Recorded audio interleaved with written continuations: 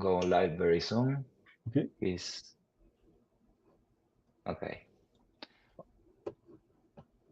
Hola a todos, estamos acá en un nuevo programa.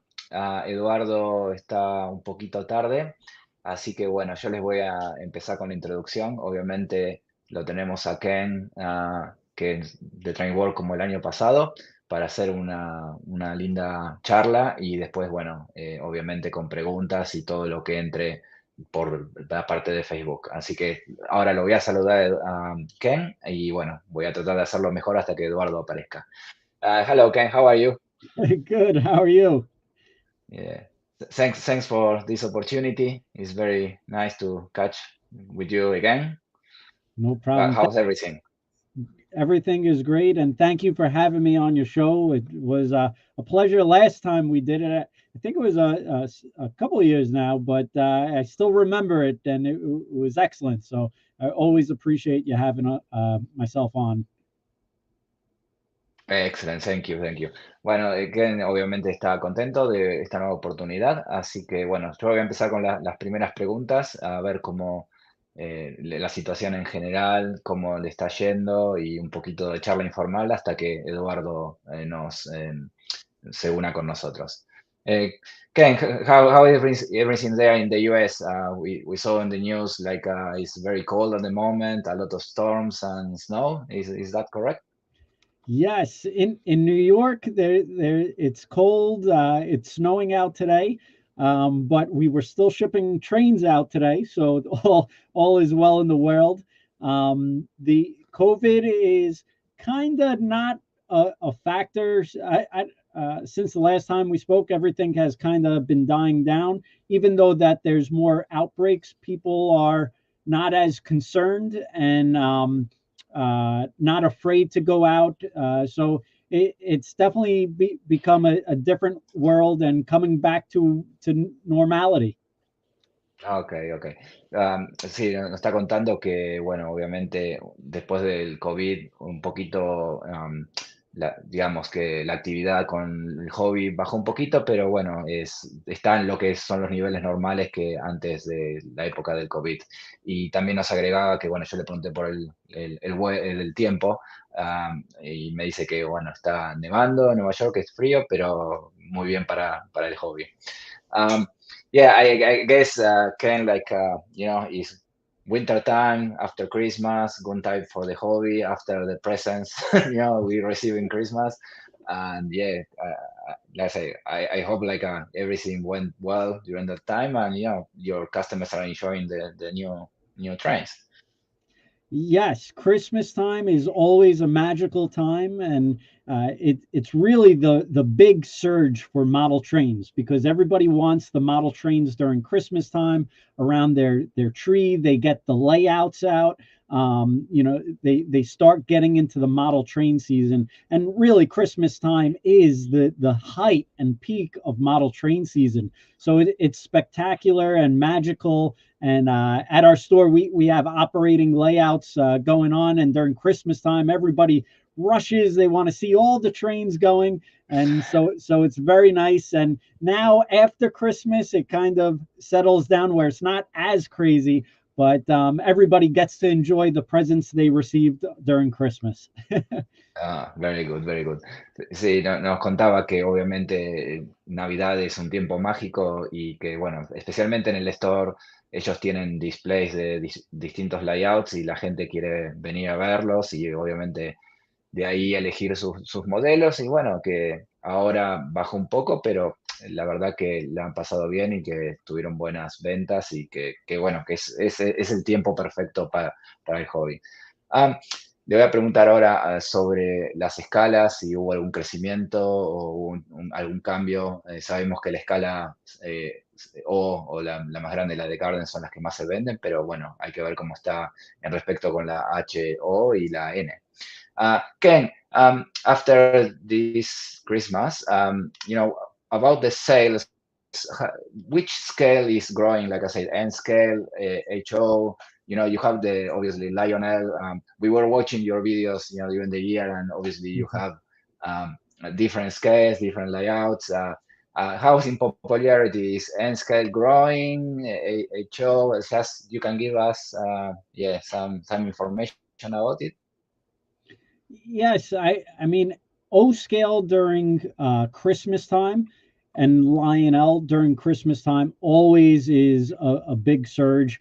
I think this past year was one of our largest years for O scale, and it does seem to be growing for us and doing very well. HO as well, it continues to be one of the staple of the industries throughout the whole year. You know, O scale, you see that surge during Christmas time. Everybody wants to get more of a O scale train around their tree. But for HO, it's all year round. And that continues to be strong. A lot of people getting into DCC.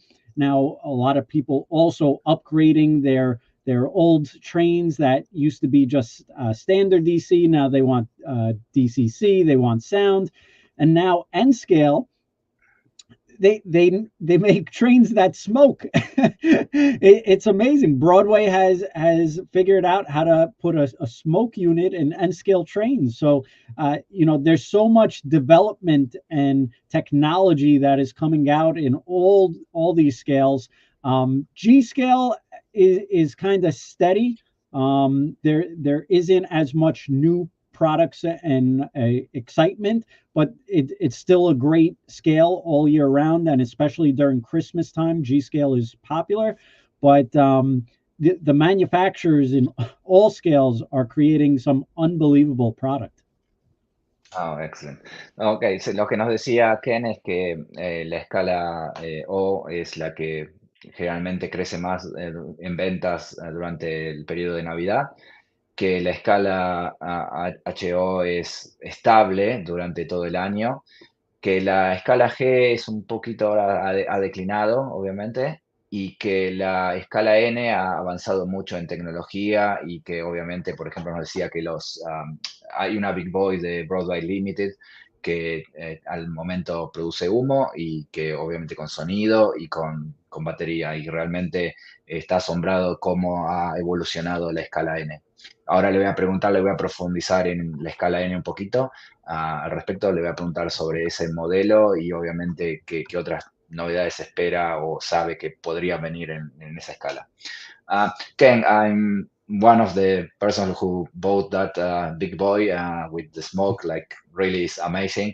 Even when we did a review in my channel, I had people like, they couldn't believe that was N scale. They say, no, this you are wrong. That's HO scale. I say, no, really. But you know, you don't want to discuss a lot on YouTube. You know, I say no, and somebody will say, no, it's N scale, and you know, Broadway is doing this, and like I said, it is amazing. Like not only the smoke, like for me, especially for Broadway, as I saying, like Kato for me was the locomotive I trusted, or the models I trusted more, because you know the performance on the track was very good. Mm-hmm. But now Broadway incorporated like a little capacitor. I call battery always. That's the best way for me to call it. And like I said, the performance is not only the smoke, the sound is like now you can run similar like HO, a little less because obviously HO has bigger batteries. But as you say, the evolution of the N scale, and especially in Broadway, is pushing this scale. I think in to make more popular, because space, price, for us people living overseas, shipping, like it's very important. Yeah. So, do you think this scale will be leading at some point, or the HO scale will hold, and it will be like an interesting fight there between both? I think N scale is going to continue to grow. As you mentioned, space is a big concern, even in the States. You know, people don't have these big mansions and extra room. So when you're young, it's especially hard because you really don't have that extra income, and you may just have like a little desk that you could set up a model train layout. And some people, you know, you could fit a lot on a desk with N scale.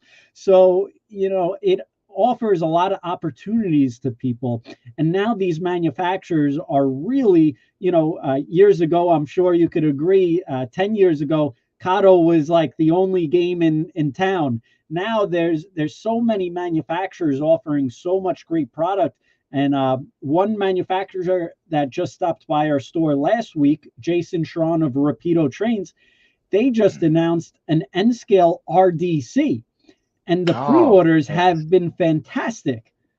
Yeah, yeah, no, that's great. Like, yeah, I 100% agree. But let me translate this part and we continue. Yes. So, Ken obviamente está de acuerdo en el sentido de que obviamente la escala N está siendo un poquito popular, obviamente por el tema de espacio, por la tecnología y por la competencia que se ha dado, digamos, por las diferentes fábricas o digamos, las marcas. Y que, por ejemplo, Rápido acaba de anunciar un modelo del RRC que es como un coche motor, que es muy bonito, lo han hecho en escala HO, es H0, y que, bueno, realmente que venga en escala N es muy bueno. Ahora le voy a continuar profundizando en este modelo y después nos vamos a pasar a otras preguntas. Yes, that model from Rapido is amazing. Like, the one they produced in HO was great details, running, sound, and yeah, I think there is space for that kind of models. And Rapido is very, very, very, very welcome. So yeah, looking forward to see that model too. Um, I think like for example, I continue a little more on scale, like like also we saw like models coming again, as I say, the battery, the smoke, the lighting. Um, but what about the track? The track is one of the key issues in N scale because obviously it's more difficult to obviously create a layout, make it perfect because any little bump, you can see it very clear and affects the performance. Do you see any change, any other brands coming with better solutions for N scale track? Kato track is by far the number one best-selling N-scale track we sell. I know certain people like to use their own roadbed and maybe flex track, but the Kato track is just really beautiful with the roadbed and it's simple to use. So we've definitely seen a huge increase of people just really flocking over to the Kato N-scale track, and it is nice because it's you could move it, you could take it down, you could set it up quickly. So that does offer the opportunity. But we have begun carrying, I would say, in the past 4 or 5 years, Pico Track from the UK, which offers another flexible line and turnouts and all that stuff. So we have been growing with them, as well as Atlas Track in N scale is, the standard for N scale track. So these are really the main companies in N scale. If you're looking for roadbed track, that's quick, easy. Kato, the Unitrack, is really nice and simple. They just started to make track without the roadbed, but we haven't seen the growth in that yet. It's really been their Unitrack that has just been the phenomenal in sales. Yeah, I'm very guilty of Unitrack. I agree 100% with you because it's not only the normal track. The turnouts are amazing. They work very, very easy and easy to set up. Only problem I have, and that's my bad, sometimes because I like to put ballast around just sometimes I put a little of ballast inside the turnout, so I need to take it out, take it apart, and it is amazing how simple these people they do. Like I say, and that's what is amazing from Kaito. It's like everything is designed in a way you can take it apart and put it together without problems. It's very simple mechanism, very simple connections, and like I say, yeah, it is fantastic. And so yeah, I agree 100%. Also, like I say, good, like they come in with options or with a track without the roadway. And I think also they're doing now a little flex track too. Like sometimes it's good for the, when you have kids, or, you building a station, or you need a yard, because you have more flexibility. So, but yeah, I think we agree 100%. He is the best brand at the moment for Enscape. Estaba hablando con Ken sobre el tema de las vías por escala N. Y bueno, él recomienda Cato Unitrack, que es una de las vías que más se vende, y estamos de acuerdo. Yo tuve la experiencia, o tengo la experiencia personal de usarla, y realmente es un producto fácil. Uno lo puede armar, desarmar, o lo puede aplicar un layout sin ningún problema. Lo único, obviamente, visualmente es un poquito estéticamente, te choca, porque no es lo mismo que cuando uno pone el roadbed y pone la vía, y el flexi es más realista, pero si hablamos de practicidad y contactos, es el producto número uno. Ahora vamos a pasar a escala H0. Ken, what about the HO? How you seen the evolution from, let's say, as you mentioned, we have a chat 2 years ago almost, and been having a lot of new products. And as we saw, the people we follow your channel, with how you have interviews with different companies, and you have new products. What's the biggest change or the advance? What do you see, or what you're seeing now comparing to the 2 years ago in HO scale? Yeah, I mean, 2 years ago, it was a challenging time because for the past 2 years, there really hasn't been a ton of product on the market due to chip shortages, just factory issues overseas. So there's definitely been a shortage of product. But now that factories are more in gear, there's definitely a lot more available. And manufacturers really have a lot lined up for new tooling, different products, and they continue to create and set the bar and standard for new trains. Rapido, actually, I mentioned them, but they were just in last week, and they're creating a brand new tooling for subway trains. Yeah. So there really hasn't been a lot of high level HO subway trains on the market. So I think I'm really excited about that. And while he was in our store, a lot of people were showing him subway trains of New York. So Yes. fingers crossed. So there continues to be a ton of new options out there.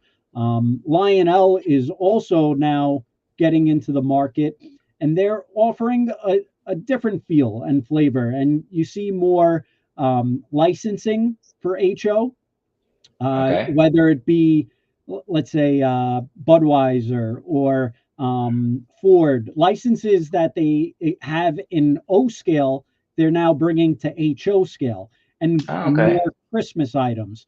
So Nice. generally, HO hasn't been big on Christmas, where you'll see like one or two companies may have like one Christmas product.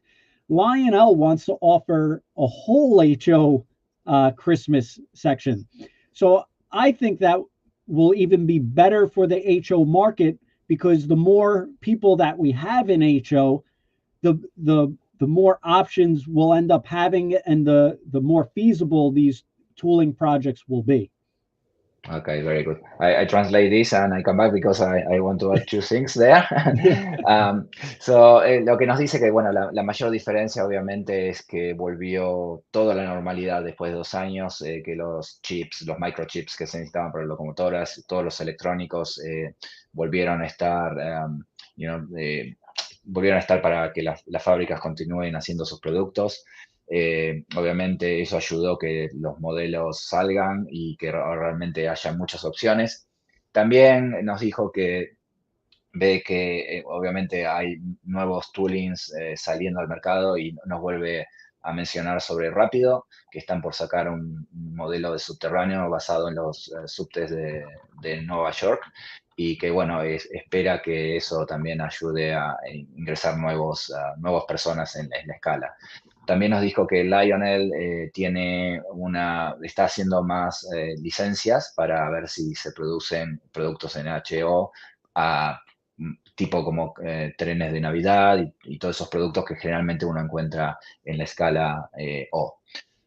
Ken, you were mentioned Sidewise. I was very, very lucky to bought a few Sidewise from your store, the old MTH HO scale in red.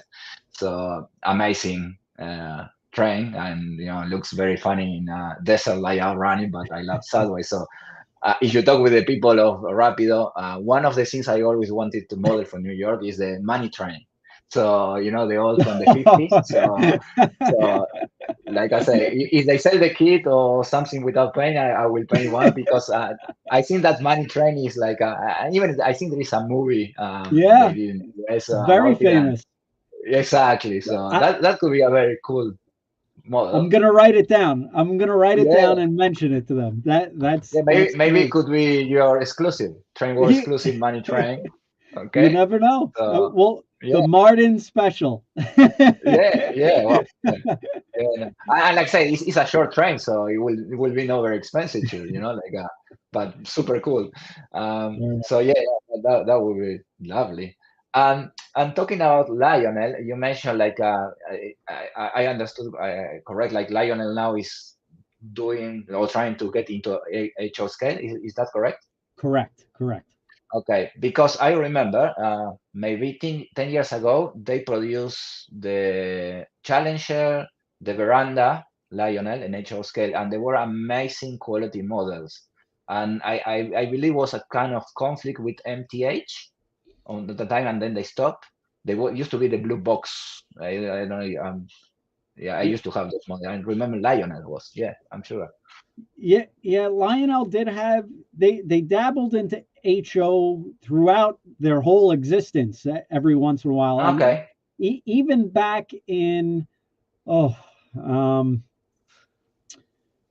back in the 30s, they actually had double O. Okay. I'm not sure if you remember that, but they've always tried to have those kind of markets, but it just never stuck. But now they're really trying to make an effort and now they actually have their own tooling to really get into HO. And because they have these existing relationships in O scale, it allows them the opportunity to really produce some cool stuff in HO scale that really hasn't been done before. I mean, there's reefers that are licensed by all these, beer companies, which is cute if you're over 21. They're neat. And there's other licensing that they could do. Polar Express, all these different licenses. So they could really lean and leverage those existing relationships that they have. So which is good for the whole hobby. Yeah, no, excellent. Yeah, like I said, I just was thinking again. Lionel, they produced the first Union Pacific veranda turbine in metal. It was full metal, and it was splendid model. I think they were fitted with the QSI decoder, and the sound was a model like super heavy, quite expensive, but a piece, like I say, if they repeat something like that, like I say, you don't see a lot of metal locomotives outside steam in HO scale. I believe, correct me if I'm wrong, Broadway Limited is coming with some diesel too? Yes, you know your trains. Broadway Limited, they're coming out with the diecast SD70, and people are really excited about this because the details that you could do when it's all diecast, it's just really, you could really get down to every single little detail. So it really gives flexibility, and it's better operational wise. That will open the door for Broadway to do a lot of cool new features that have never been done before in HO scale. No, And I think Bob is most excited about that mm, it will open the door for different cool little features that you may have never seen before in model trains. yeah. So good thinking. Yeah, yeah. I was looking forward for Bush for one, so that will be my pre-order when very soon. So yeah, no, that could be a good model. Yeah, and we have Eduardo. So yeah, Hello. Hi, yeah, Eduardo. yeah. You're still in mute, Eduardo. Estás sin sonido, sin sonido. Un segundo, ya vuelve. Okay. Ken, just Ah, ya, before, ya me escuchan, perdón. sí, sí, Ahora sí. just to, sí, Eduardo, dame un segundito, hago un redondeo de esta pregunta que estamos terminando y ya te metemos. Ken, the only thing is like when you mentioned about the Lionel in double O scale, especially in South America. So obviously Eduardo represents Mexico market, but in South America we have the influence of Lima. You remember the Italian brand? Yes. So that was for us, the biggest. And then Horny, slowly, Fratecci from Brazil, and then obviously the revolution. I think 90s 200 with ECC. That's why we're starting into those models. So that's the reason for us is like the American market is and the scales is different because we have the European influence. Yes. It's funny you mentioned Lima. Yeah. My grandfather, back in his third generation now, so many years ago, he used to import a lot of the Lima and all Oh, these specialty, different looking high speed trains. And Lima had yes. very cool looking, all different exotic looking trains. And for the Yes. people in the States, they've never seen that before. And Lima had a great product at a great affordable price. And when he brought them in, people would go crazy for that company. It was really Yeah, neat. yeah. Well, I agree 100%. Lima produces the bullet train from Japan, the TGV, Yeah. Australian model that you never have, a Mhm. few American models too, like the Big Boy. Right. So that's where I fall in love with Union Pacific basically because that Big Boy from Lima, like and also the quality. We're talking about the 80s. That was Right. Right. amazing. So Yeah. anyway, we wrap here and we Mhm. welcome Eduardo. Eduardo, bienvenido. Ya tuve, digamos, 20 y pico de minutos solos. Te paso un poquito para vos. Gracias. Estuvimos, Sí, estuvimos gracias. hablando Venía de... escuchando. Sí, ok. Problemas de trabajo, pero ya, estamos aquí. Y quería retomar un punto importante. Primero, pues bueno, saludos a todos. Ken, gracias por estar aquí. Thank you for being with us again. Y escuché que hablaban un poquito de la última vez que platicamos. Y es lo último que escuché de Ken, que decía que HO se recuperó, que ya hay producto, ya hay chips. Y nosotros hemos tenido entrevistas con otros dueños de varias marcas. Y algo que me sorprende es que todos dicen que han tenido ventas históricas por Internet, gracias desgraciadamente, al COVID, a la pandemia y el encierro, pero que creo que no hay nadie que nos haya dicho que le ha ido mal de los productores. O sea, los grandes que hemos platicado, todos nos han dicho que ha ido bien. Y la paradoja que encuentro es, a los sitios directos de venta les ha ido bien, pero muchas tiendas, los resellers o dealers, están cerrando. Y ha habido ahí un par de ejemplos, uno en Estados Unidos y un par de tiendas en Inglaterra, icónicas las dos, y han cerrado. Entonces, quería preguntarle a Ken, ¿cómo está viendo esto? O sea, ¿cómo manejan esa dualidad? Por un lado nos dice que hay ventas históricas, y por otro lado estamos viendo tiendas que cierran. Tengo idea de cómo se está preparando Trainworld, pero nos gustaría que lo compartiera. Entonces, si quieren me ayudas a traducir. Y ya. Okay. Sí, sí, seguro, seguro. Ken, Eduardo Eduardo was listening to the program and the show, basically, not the program. And you mentioned like you have very good sales, after or during COVID or online, thanks to online, and Trainworld was doing good. So we have chats or shows with other, like Broadway or other companies, and they will say, yes, the sales are good and everything's going okay. But Eduardo was noting like, some companies or some stores, one very important in the US and one in Europe, in England, are closing down. So he's asking you if what's going on, basically, like, is any, you can see, because obviously if the sales are great, that's because, for example, Trainworld is up to date with new ways to sell or new ways to, deliver to customers or customer service. Is any specific reason you see, like, what's this change? What's happening? Yeah, it's actually unfortunate. Mhm. I don't think it's good for the hobby that we lost two. They really were two big titans of the industry, and for us, you never want to see that in the industry. We truly feel, and me personally as well, the more people we have in our industry, the more stores, the more influencers like you two out there promoting our industry, talking about our industry, the stronger we all have to really make trains just a generational hobby. So it's never good to see that, and it is unfortunate. A lot of people are very confused by it, including the people inside the industry. No one really understands why or how it happened.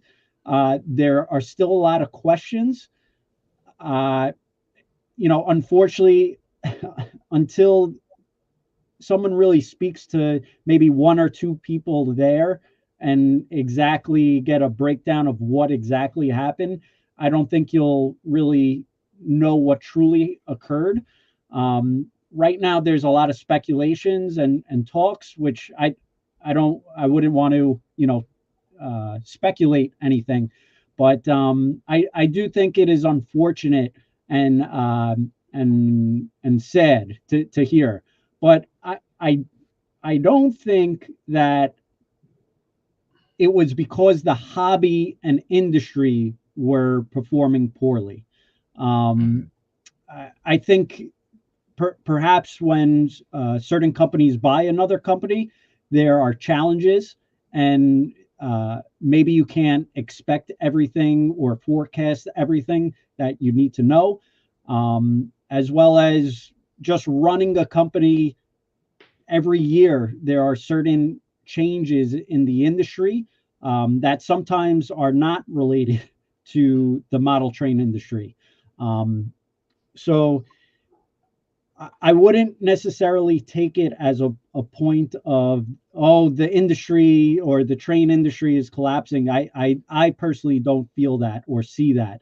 I just think it is unfortunate that it happened to two really iconic stores in the industry. Okay, thank you. Muy interesante lo que dice Ken. Un poco resumiendo que es algo impactante que a dos titanes de la industria les haya pasado esto. De lo último que comentó es no necesariamente tiene que ver con las ventas, con la industria en sí. Comentó de que puede ser algo de administración, algo que hay muchas especulaciones. Él no quiere entrar en la parte de especulación. Lo que sí es muy importante decir que es un punto que pega fuerte a la industria.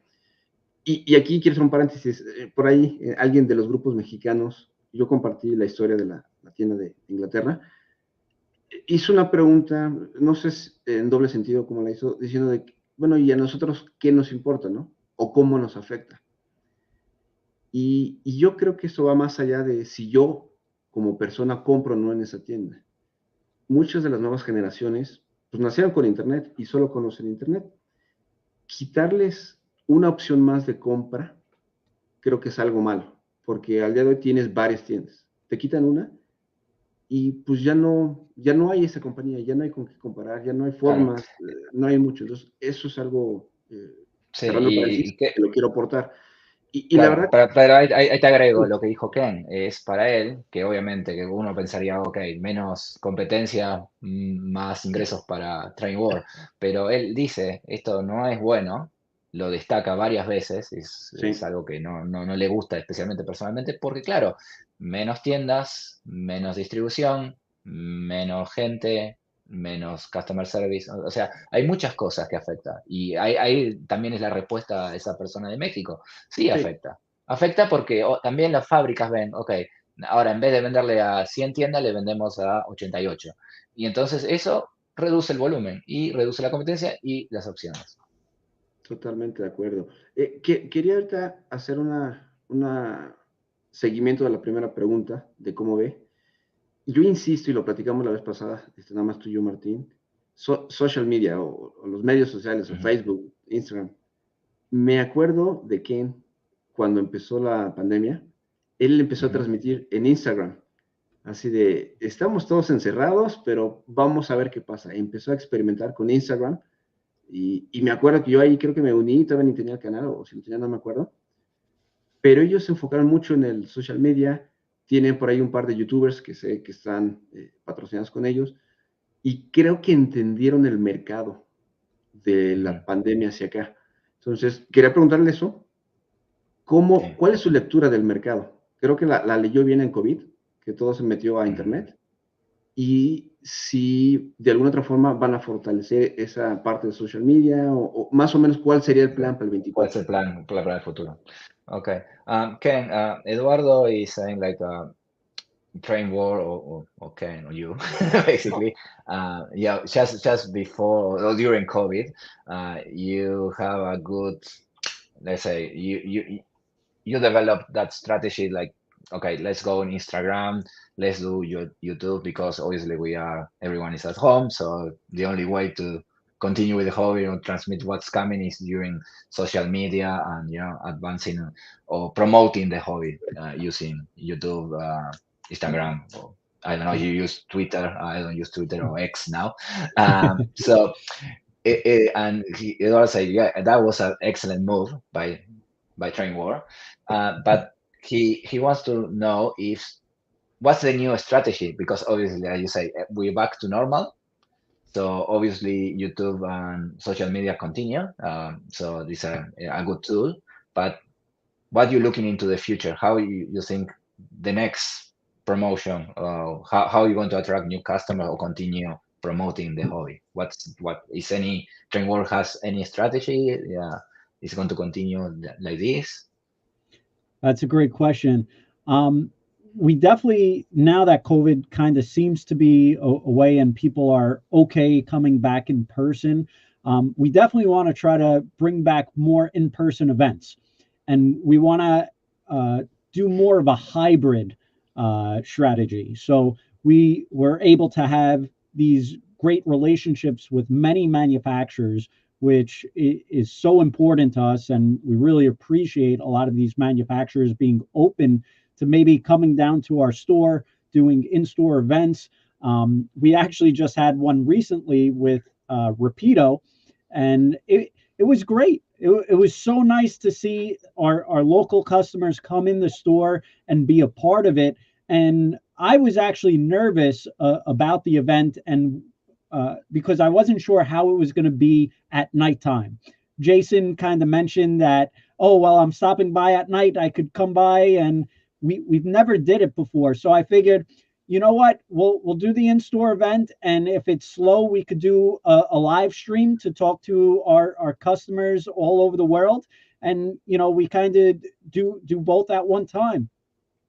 We were so busy at night that we didn't even have the chance. It was just unbelievable. And it was so nice to see. I was writing up sales and it was just, it was exciting. People were thanking us for having this event again. It was, you know, on live streams, it's great and it's easy. We could do it from home. We could do it from bed. It's convenient, but there's something in person that just adds that relationship and the feeling of trains and getting to know Jason Schron, the CEO of Rapido Trains. Like, how many opportunities do you have to do that?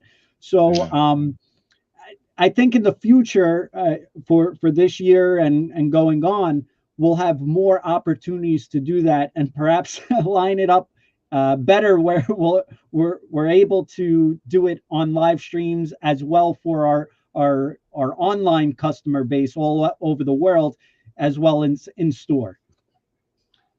Very nice. Okay. ¿Querés Oye, traducir vos, Eduardo? Sí, un poco estaba mencionando que a lo mejor la estrategia va a ser un híbrido, una mezcla entre obviamente seguir con la parte de transmisiones, pero mencioné de un evento que hicieron en casa y al principio decía que dudaba un poco, ¿no? De si va a funcionar o no va a funcionar. Y comenté que una noche antes estaban ahí todos preparando. Al final el evento fue un éxito, buenas ventas, o sea, le agradó, o sea, estaba muy emocionado de la respuesta. Comenta también que pues van a buscar más este tipo de eventos, ya sea en la tienda. Y a mí me surgió una pregunta. A pesar de estar cerca de Estados Unidos, yo casi no he podido ir a alguna de las ferias. Ahorita Amherst es la semana que viene, el fin de mes, el fin de enero, y Amherst creo que es la inauguración. Y hay miles de eventos donde sé que muchas grandes marcas van, pero la pregunta es, no sé si Trainworld va a estos lugares, que digo, es una estrategia vieja, pero al retomar la parte de la vida normal, no sé si como Trainworld tenga planeado estas visitas. Digo, los que vivimos en México, a lo mejor algún día podemos pues, ir aquí a Amherst, está más al norte, no creo, a lo mejor a un evento en Los Ángeles, en Denver, en Colorado, o sea, más para acá, más a la frontera, pero creo que es una buena forma de reactivar y hacer la mezcla. O sea, se ha mencionado varias veces a gente de rápido, que están muy abiertos y tienen la oportunidad de ver al CEO, y todo eso es algo bueno, ¿no? Pero ya llevando más al contacto con la gente, creo que sería bueno preguntarle que no, si tiene, la verdad no sé si ellos van a estos eventos. Ok, le pregunto. Y también permitime, ya que mencionó que tuvo contacto con el CEO de Rapido, o Rapido, tengo que aprender a decirlo en inglés. Le quiero hacer una pregunta personal porque tiene un modelo que es muy, muy parecido a uno de ferrocarriles argentinos y digo, ¿por qué no le preguntas si se animan? Como es que el tren hizo una chilena y como vos tenés un montón de mexicanas, Sí, sí. Okay, le pregunto. Ken, Eduardo has a good question, but first something personally, because you mentioned you have this experience or you have Jason in your store from Rapido. Personal, from all, I guess, 100% of the Argentinian fans of railways, Rapido is producing the Alco RS11. Like, it's the only model from an American or North American factory with sound, like is almost identical to one of the Argentinian locomotives, one of the historic Argentinian locomotives. So I was saying some companies like Scale Trains, they did one for Chile. Obviously, Mexico has better, because Broadway, Scale Trains, so many they do now, and good for Mexico. But could be good. Just pass the feedback to Jason. Say, yeah, it has the courage to be the first company to produce an Argentinian model. He's going to have a lot of sight, and you can do another Trainworld exclusive with that. Send me the picture and I will forward it. I promise. Yeah. Actually, Rapido just made a RSC14 that's a Cuba train. So maybe Argentina is not that far off.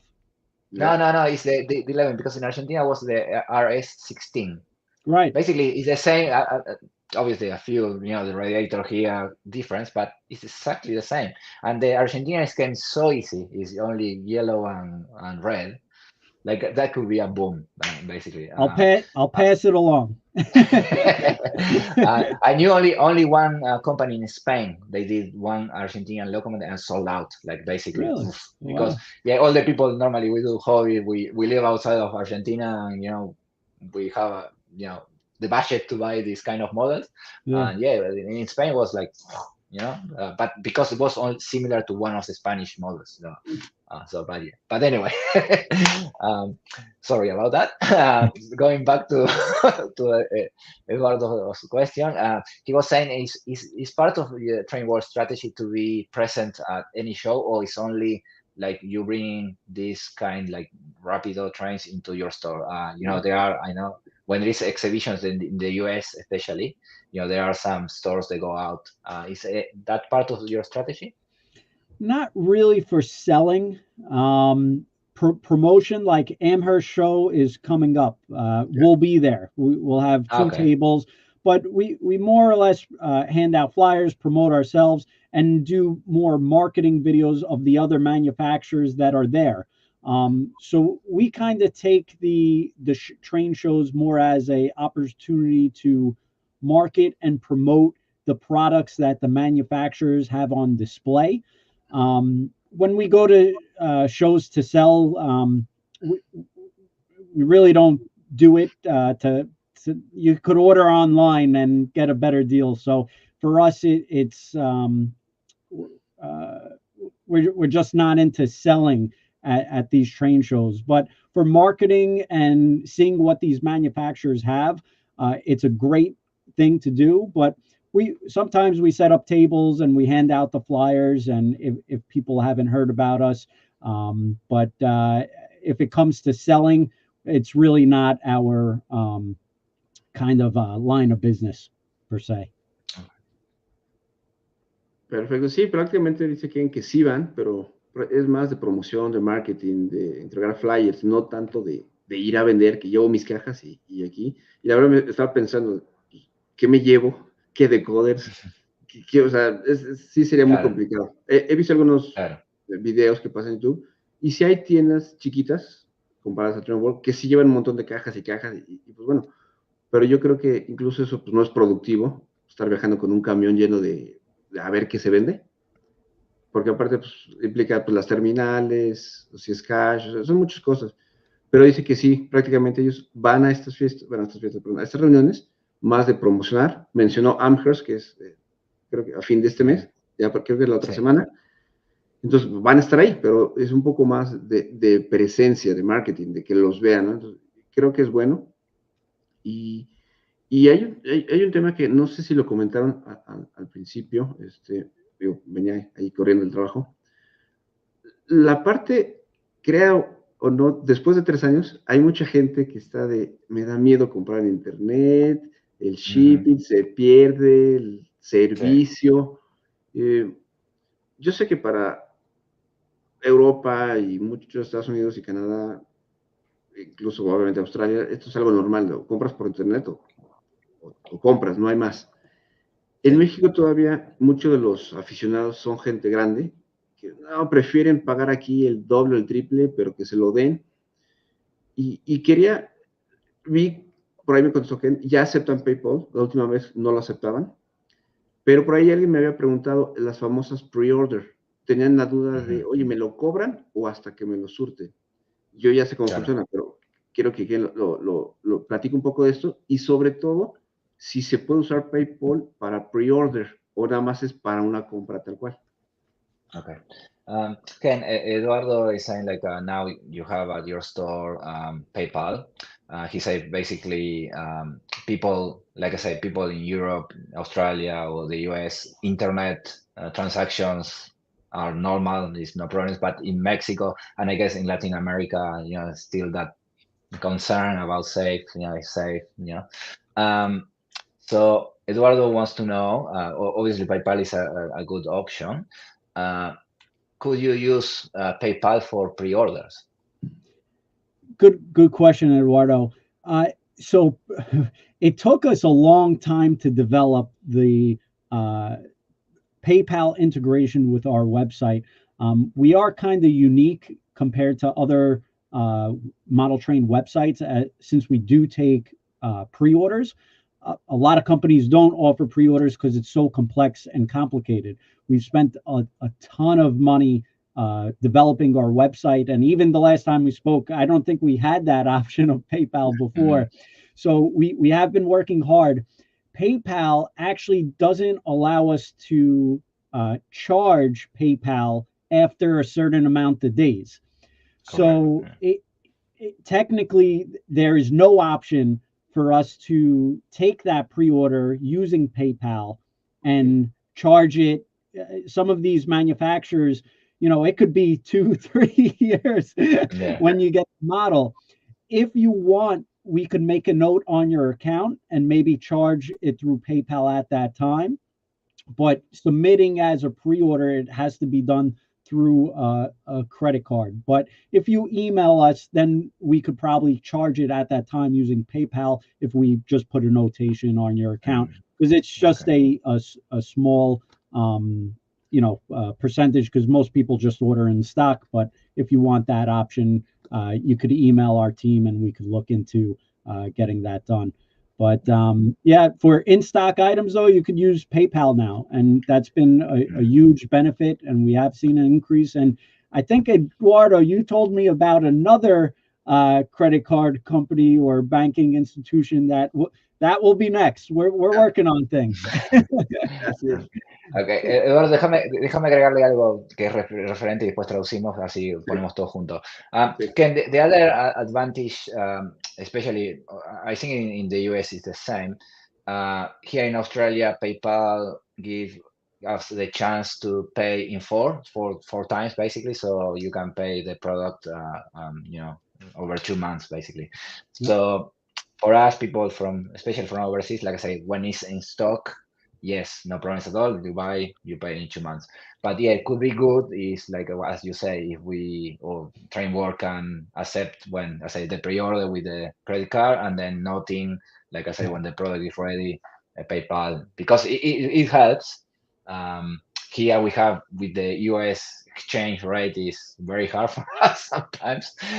It's one US dollar is 1.7 Australian dollars. Wow. So it's a big difference at the moment. So here's a lot, plus the shipping, plus the tax. So when you going up, but that could be, I think considering that option to pay when the item arrive I think it's great. Yes, without a doubt. And even with PayPal, we do have that PayPal installment feature as well that they offer. So PayPal offers a lot of benefits. But if there are any people out there that do have questions on the pre-orders, if you could always email our team and we'll try to work with you. Most of the times for pre-orders, we like to have a existing relationship with the customer. Just as well with consumers, cautious ordering overseas. It's the same way across the border. So, it's nice to have the relationship, but we've been shipping overseas for so long that, most of the people out there know about us. And, it's great. And we have so many fans and, people ordering from Australia. It's amazing. I say, well, that's the reason you are Trainworld. So you need to ship to the world. Australia is big into trains. Everybody. It's amazing. It's amazing because I think the luxury we have here is the space. The space is good, but we don't have. I say here we use sheds basically for model trains. So to build a shed is no expensive enough. It's a lot of space, land. Obviously, you take Sydney, Melbourne away, but the rest of the country, and like I say, it's growing. Here it's growing really, and you can see new people, a lot of new influencers too, a lot of like in the US, promotion of old steam locomotives and excursions. And that's every time there is an excursion, you have a lot of people attending. It's sold out in hours basically, like before. It never happened before, and also in the Australian market is now evolution of Australian models. There are good companies here producing good models with sound, DCC, and obviously it's a lot of information for England too. So a lot of people from England, they move to Australia and they model English railways. But I would say Australian model first, American model second, and British third here, basically in that order. Okay. And scale is yeah, it's exploding too. Like I say, in a big shed, you can build a massive layout, So That's yeah. it. And about PayPal, like for people overseas, we can't use that foreign pay in the US store. Okay, so only allows to use PayPal Australia. So sometimes it's other shops they believe like you can use that PayPal installment, but no, it's not possible. So only you need to go. Yeah, it's their plan basically. Yeah. So yeah. I'm going to translate this now. Ya regresé. Sí.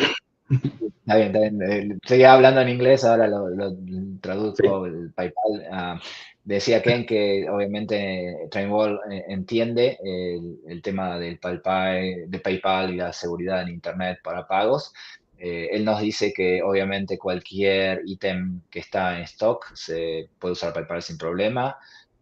Si uno tiene que hacer un pre-order, tiene que usar la tarjeta de crédito para el pre-order, pero se puede poner una nota y Customer Service de Trainworld después los contactará para hacer el pago con PayPal el resto.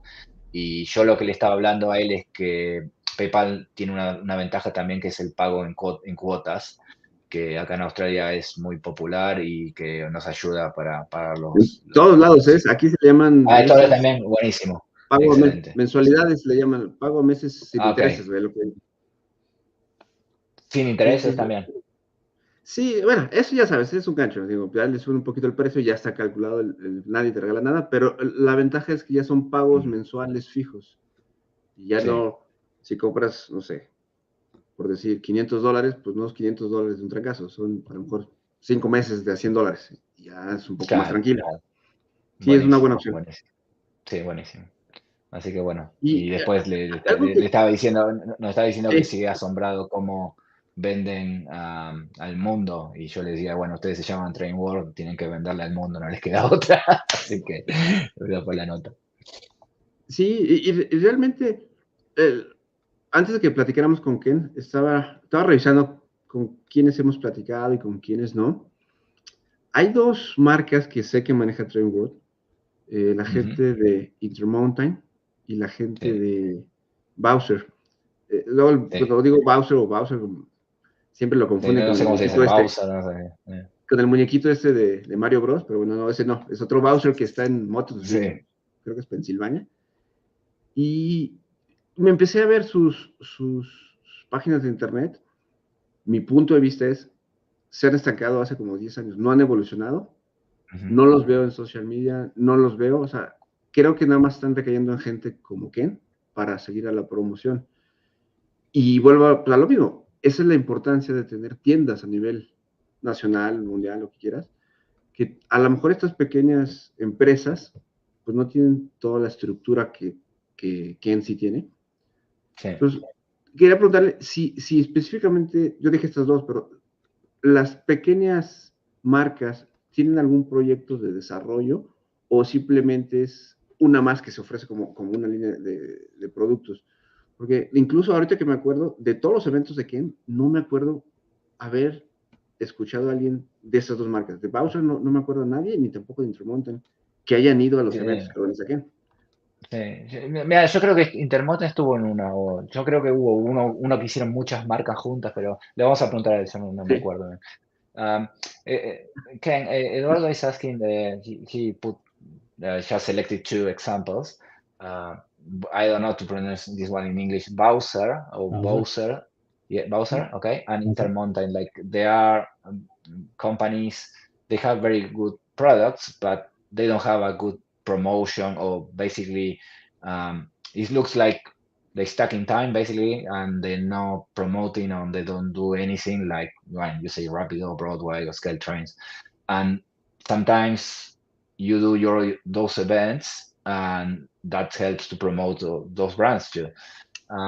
Eduardo is asking, we don't remember if you have that Intermountain Bowser before in your show or programs. So if that a way to help the hobby too, doing what Trainworld is doing, helping those small companies to promote the product? Is that part of what Trainworld is doing to help? That's his question basically. Yeah, I mean, that's a great idea. With Intermountain, we actually have had them on in the past. Frank, and when they announced their tier 4s, that was like a big announcement, and they were excited about those. And so we have had them on in the past, and we really should have more manufacturers like them or even Bowser on more often. With Intermountain, it's tough because if product isn't shipping in, it's not as much of an excitement. When people are on live streams, they want to talk about the products and show a sample. So it's a little easier to have Bowser, and we have a great relationship with. Lee is a little more old school, but we have had him actually on live stream. We did a factory tour at his place of business. So we actually did do a tour of Bowser, and he walked us through his factory, which some of the items he actually manufactures in Pennsylvania.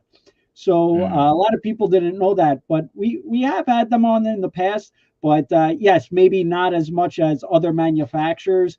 Sometimes it's just really if a product is coming out, and some manufacturers may have a social media arm, or that is a little more persistent, or will reach out, hey, let's do this. Sometimes it happens a little more frequently. Yeah. But good idea. And let's say, and we notice that too. Like without saying any names, for us, like obviously, our Spanish show is not huge, obviously. So some brands, they are very open to have conversation and invest 1 hour of the time, but some, they never even reply emails. So right. You notice like, okay, we are not part of their business plan, maybe all the Latin American, and like I say, the only chance is when like Trainworld promote them or open, because it's very nice to see that part too. It's not only the product. So who is made the planning? Rapido, for example, they do very funny videos, but again, we always say the same. People, they don't speak the language. They obviously they can see it, and now we have technology, AI, like you can translate, and it helps a lot. It's not the same. It's not the same. It's not the same kind of thing. And say why we are not on the scope. I know it's Latin America. Maybe they sell 100 models. I don't know, but could be good if they put more people in. Well, I will say this: a lot of people, and especially like an older generation, it is intimidating to do these live streams and videos and live. And I'm sure Ken Silvestri from Broadway Limited. Great guy. Great guy. We love him. But he was petrified the first time we invited him to do a video. He didn't want to do it. We told him, Ken, why don't you come on video? Well, we're trying a new thing on YouTube. He wanted no part. He was very scared. But once we forced him to do it, he got comfortable. And now he's the greatest showman on earth. Well, hay que traducir un poco, pero sí tiene razón. Just before we translate, one of our best programs was with Ken. It was amazing. It was so fun. We enjoyed the whole thing, and he was. Tenemos phrases. We have phrase special for Ken, like modern role and family. No, modern railroad is an illusion. That's by Ken. And we have algo del sonido, no me acuerdo. Del sonido, sí, yo no me acuerdo. Las tenemos anotadas. But let's translate, because poor people, we're talking about to be open and we continue in English. Okay. Sí. No, perdón, no, adelante, vas. Okay. Decía que sí, obviamente entiende que a alguna gente o algunas compañías les cuesta promover y que, bueno, parte de lo que hace Trainworld es ayudarlos en cierto sentido y que sí estuvo, yo me acordaba algo de Intermountain, Bowser, no estaba seguro, pero sí, los tuvieron. Y nosotros decimos que a veces algunas marcas o algunas compañías no se abren con nosotros sin decir nombres, pero Ken tiene razón, no todo el mundo está listo para esta nueva manera de comunicación. Es difícil, pero bueno, por eso nosotros apreciamos mucho gente como Ken o algunas, bueno, Scale Trains, Broadway Limited, que nos abren las puertas para tener estas charlas, ¿no? Sí, y sobre todo el alcance. O sea, Ken mencionó que él vende a nivel mundial y el otro día analizando las estadísticas del canal, el mío en especial, el segundo país que más ve, aparte de México, era España. Creo que te lo había Claro, comentado la vez pasada. claro. Y consideran, a ver, en España, pues tienen todo lo europeo.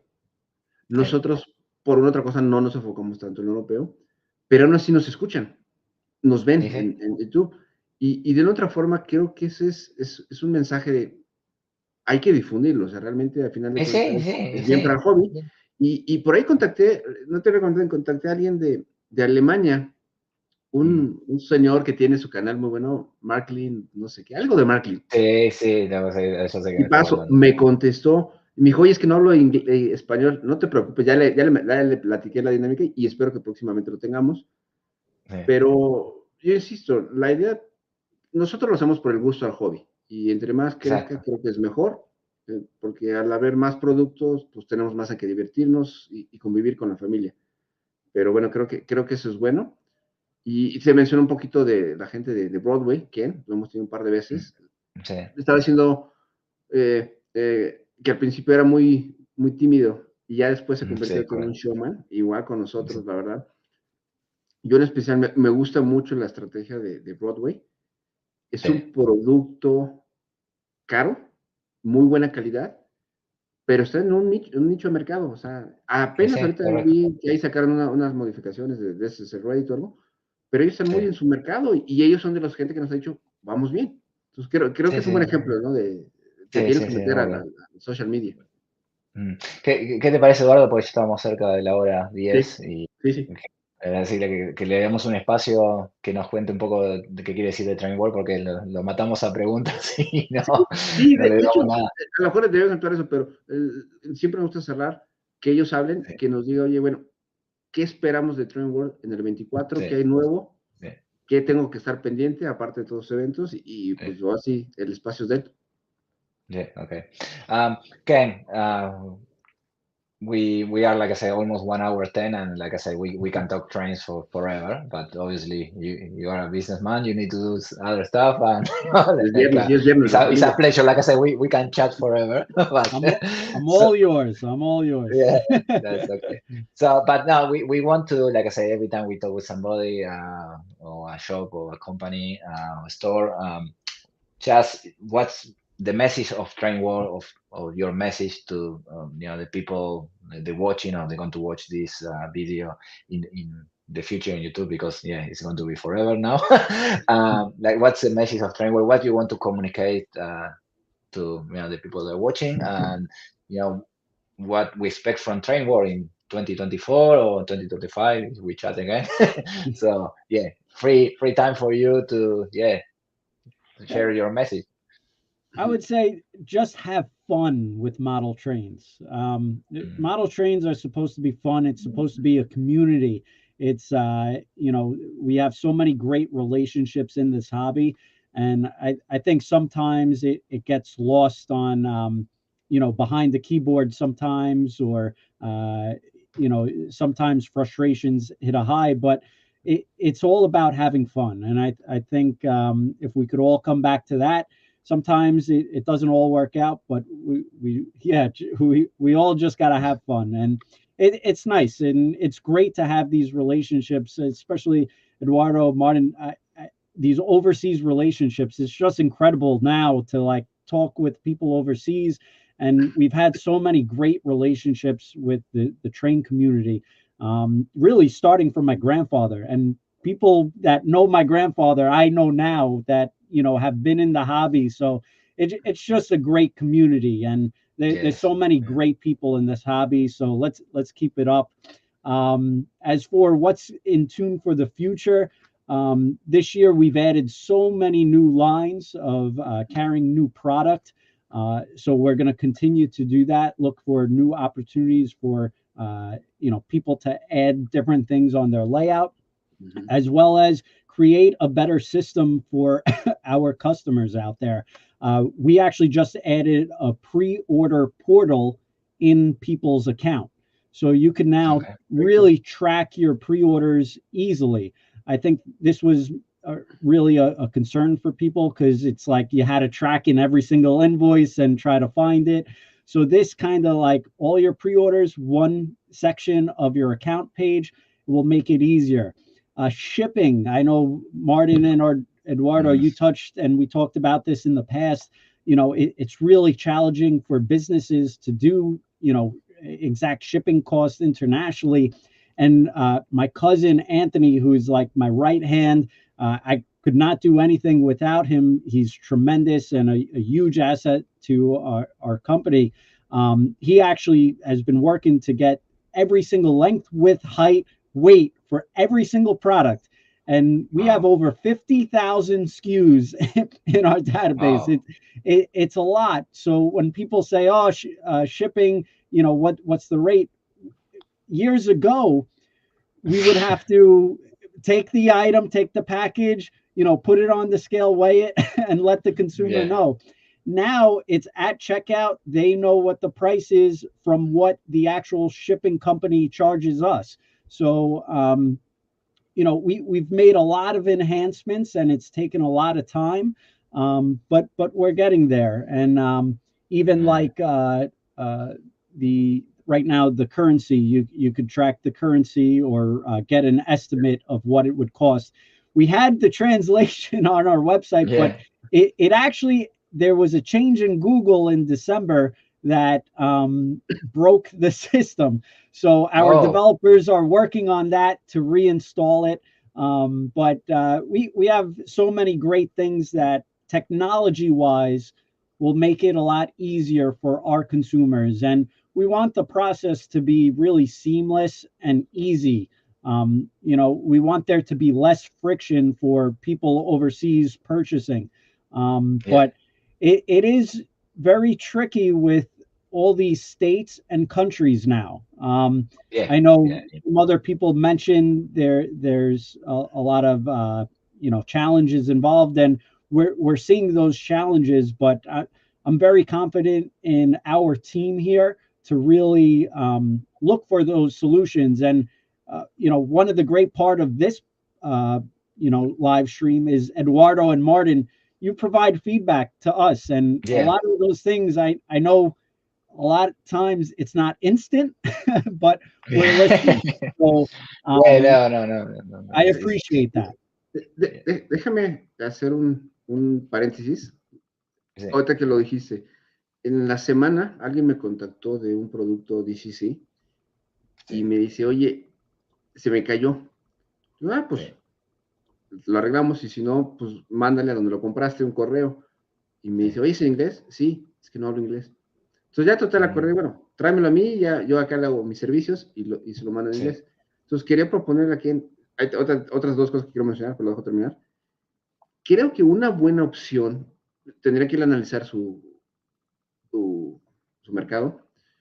Mucha gente de México, Latinoamérica, Europa, específicamente España, no hablan inglés y no lo escriben. Cuando compran algo de Trainworld y tienen un problema, les da miedo o no lo saben y andan en busca. Creo que puede ser una opción que luego la podemos platicar fuera de cámaras, que tenga un buzón de manda tu email o tu solicitud en español, pero danos 2 días más para contestar. Entonces ya digo, ahí luego le podríamos ayudar o que él busque. Es una buena idea, especialmente con los traductores. Exacto, o sea, no lo mismo la inteligencia artificial es muy bueno, es muy bueno. No, esa es una buena idea. Y yo tengo una sobre el peso de las encomiendas. Yo le voy a preguntar por los kilos y los pounds, que para mí es un drama a veces, pero bueno. Pero es una pavada comparada con eso. Así que creo que es una buena idea. Ken, Eduardo has a good feedback. He say like could be a good idea. He had a real example last week he had a person who had a problem with a product and needed to ship it back to one of, I don't know what store, but yeah, let's say Trainworld as an example.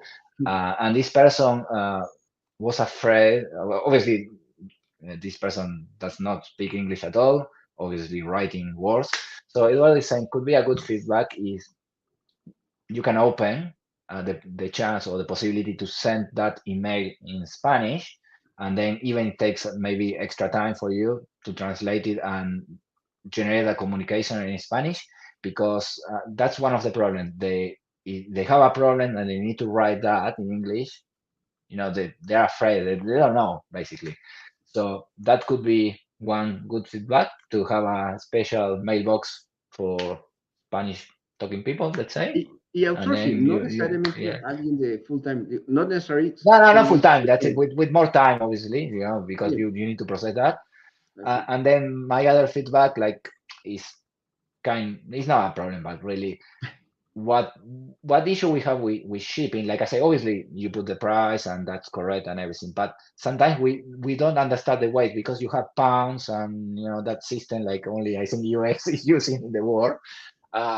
Could be a chance to put the weight or some clarification in kilos, because sometimes it's not because we want to know the weight, but customs, sometimes they ask questions about the weight of the parcel, or if something is missing, and, you know, even you have tools today, you don't know what is coming, how big it is.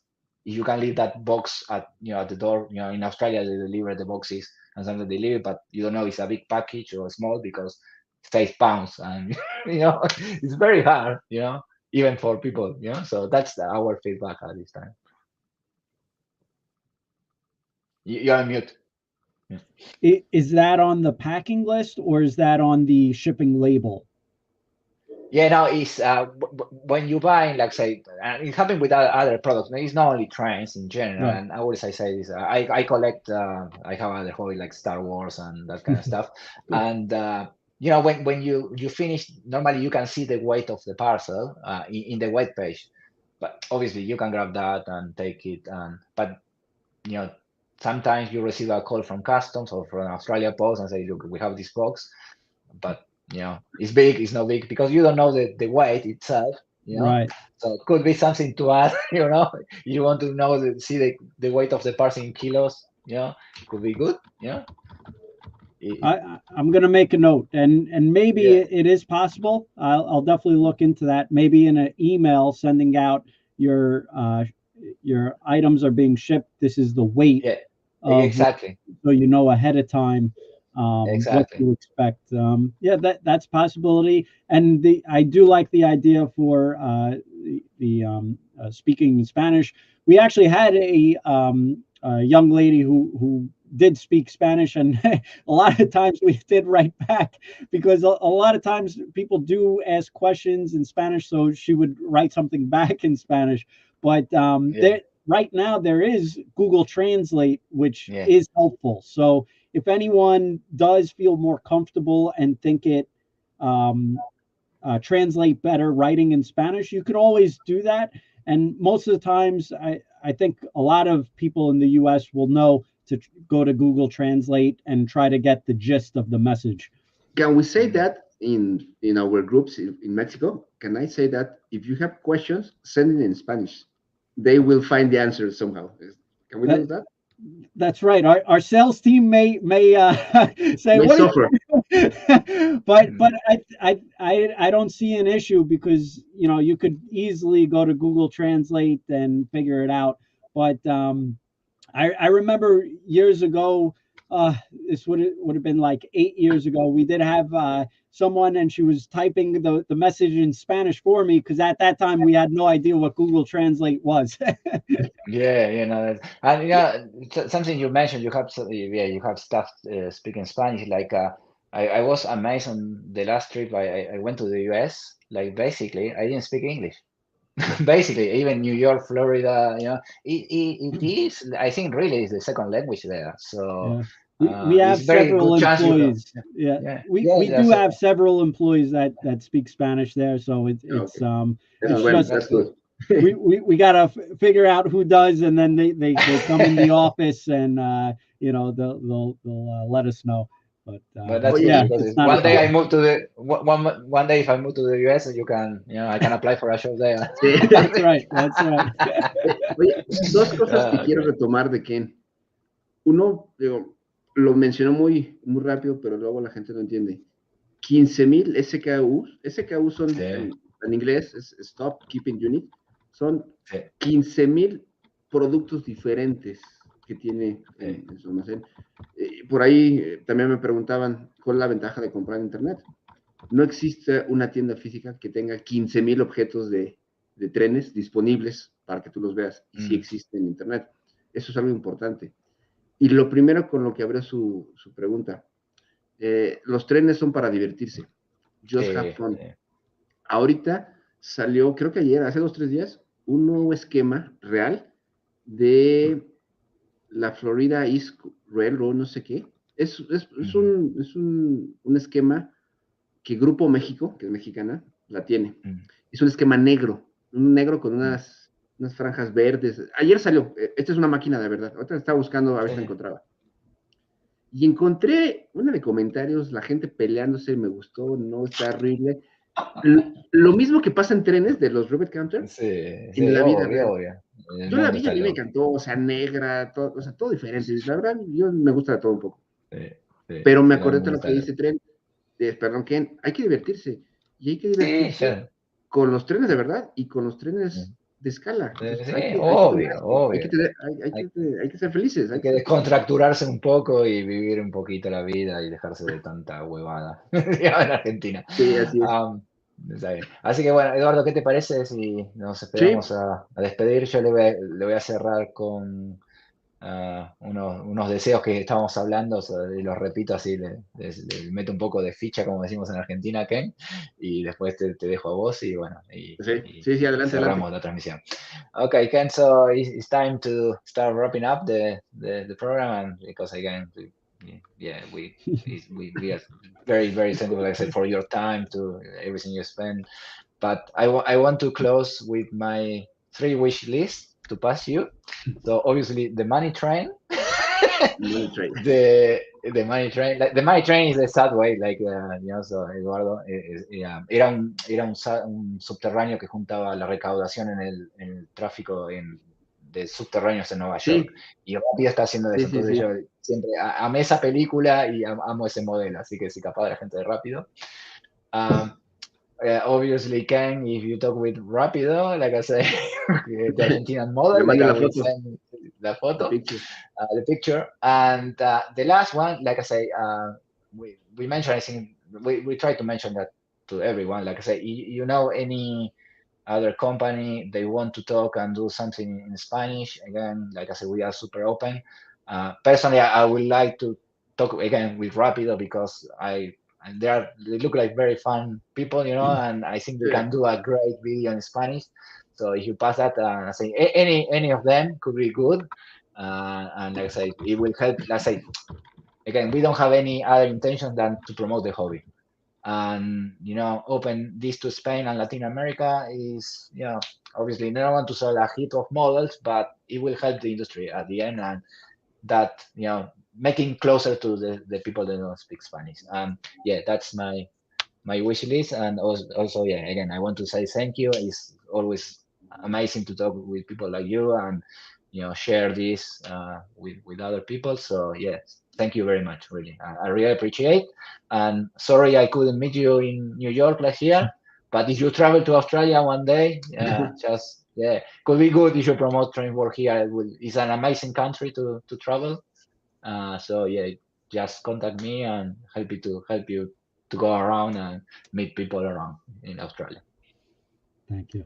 Pues aquí, bueno, Martín hizo el resumen de su lista de peticiones, ya las hemos escuchado, aparte de la gente de Rapido, el tren del dinero, Money Train, y bueno, platico un poco con Ken, que no pudo verlo el año pasado, la invitación abierta a Australia. Yo como tal no tengo lista de peticiones. Yo lo que quisiera es seguir disfrutando el hobby. Como dice él, me uno al hay que divertirse. Creo que hay una oportunidad de crecimiento. Hay otro tema que algún día luego tocaremos. hay precios para todos. Sé que los nuevos modelos, los mejores modelos, pues no son tan accesibles. Pero siempre hay la opción de comprar DC solo y luego hacer un upgrade a DCC. Eso es muy bueno. Y por ahí quedó en el aire, tampoco lo toqué, el tema de los niños, que es un... Sé que algunos fabricantes están llegando a los niños para meterlos al hobby, pero el hobby se empieza de la casa, la familia, y creo que también sería algún tema a desarrollar para Trainworld de estos eventos que hace, cómo jalamos más a los niños, porque al jalar a los niños, jalas a papá y jalas a todo y aseguras generaciones y aseguras ventas a futuro. Entonces, ahorita se lo traduce si quieres. Y Sí, y vos sabés agradecer. que... Sí. Ah, sorry, perdón, recordé. No, nada más agradecerle realmente el tiempo Ok. y Bueno, esperamos verlo pronto. está bien. Y vos sabés que él dijo de Lionel al principio, que Lionel está haciendo como el Polar Express, así que hay oportunidades que están buscando esos trenes de fantasía, así que Sí. eso está al principio del programa, que fue un buen punto. Perfecto, perfecto. Okay. Ken, well, Eduardo saying, he's saying thank you very much for your time and your patience and for promoting the hobby. He said, like I say, what you say today is just right. Like just have fun with the trains, enjoy life, and enjoy the family with the model trains. And he was saying like if your events or Trainworld events are amazing, like because you are promoting, you're attracting new generation kids, they can see, like as you say, Christmas time, as you mentioned, like Lionel creating the Polar Express, like that's a very popular train because there is a movie, when it's a movie relating train for kids is very good. So yeah, he's saying, like I say, again, basically it's a big thank you for doing this, and nothing else. He's very happy too. Gracias por tenerme. Okay, very good. No, That's it. okay. No, very good, very good. Well, That was very good. thank you both very much for having me. It's always a pleasure and an opportunity for us to be on your live stream. And both of you are great people, and it's really nice to be on and nice to talk, the industry. And I do appreciate this. So I thank you both very much. And of course, your top list, I always try to get to as best as I can.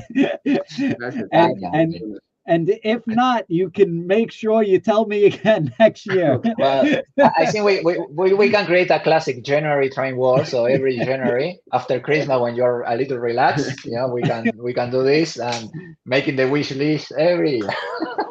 That's great. That's great. Just the money train, okay? I'm gonna email them and hopefully it can happen. I think that's a good idea. I know. Okay. Thank you very much. Gracias a todos por seguirnos. Un abrazo a todos, en inglés, en español. Buenos días allá, buenas noches por acá. Y cuando lo vean y el día que lo vean, pues un gusto que nos hayan visto. Un abrazo a todos. Nos vemos. Acá, a ver que no sé cómo está esto.